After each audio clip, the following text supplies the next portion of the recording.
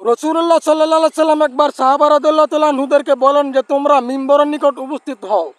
তো সাহাবা রাদিয়াল্লাহু তাআলা আনহুরা যখন নাকি মিম্বরের নিকট উপস্থিত হলেন, রসুল্লাহ সাল্লাহ সাল্লাম মিম্বরের প্রথম সিঁড়িতে যখন পা রাখছেন তখন বলেন আমিন। যখন দ্বিতীয় সিঁড়িতে পা রাখছেন তখনও বলেন আমিন। যখন তৃতীয় সিঁড়িতে পা রাখছেন তখনও বলেন আমিন।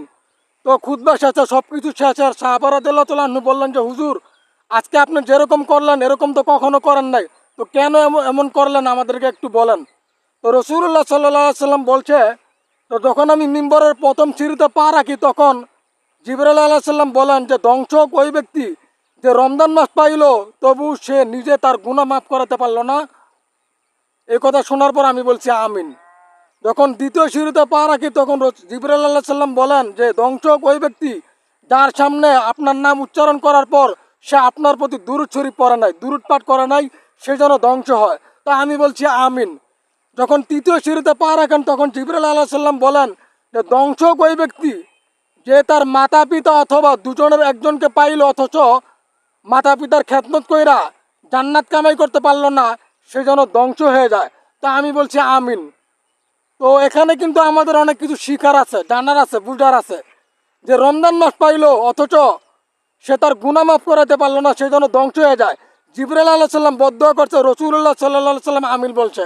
তার মানে যে রমজান মাস পাইলো অথচ সে গুনাহ মাফ করাতে পারলো না, নিজের গুনাহ মাফ করাতে পারলো না, সে ধ্বংস হয়ে যাবে।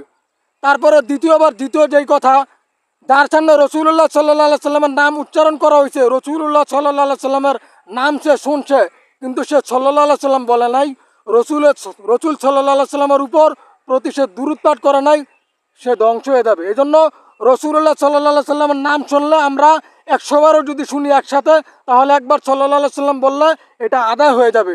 এই জন্য রসুল্লাহ সাল্লাহ সাল্লামের নাম শুনলে আমরা সাল্লাহ সাল্লাম বলবো। তৃতীয় যেই কথাটা, যে বাবা মা অথবা দুজনের যে কোনো একজনকে পাইছে অথচ বাবা মায়ের খেদমত কইরা সে বেহেশত কামাই করতে পারলো না, তার মতো হতবাগা, মানে সে ধ্বংস হয়ে যাবে।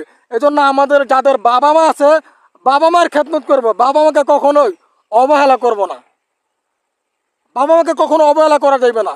রসুল্লাহ সাল্লাহ সাল্লাম যেই আমিন বলছে, জিবরাইল আলাইহিস সালাম বদদোয়া করছে, রসুল সাল্লাহ সাল্লাম আমিন বলছে, এটা 100 কবুল। এই জন্য আমাদের বাবা মায়ের খেদমত করতে হইব। আর এই রমজান মাসে নিজের গুনাহ মাফের জন্য দোয়া করতে হবে। যাদের বাবা মা নাই, বাবা মা দুনিয়া থেকে বিদায় নিছে, বাবা মায়ের মাগফিরাতের জন্য আমরা দোয়া করব, পারলে বাবা মায়ের জন্য আমরা দান খয়রাত করব। আর রসুল্লাহ সাল্লাহ সাল্লামের প্রতি আমরা অবশ্যই দুরূদ শরীফ পাঠ করবো ইনশাল্লাহ।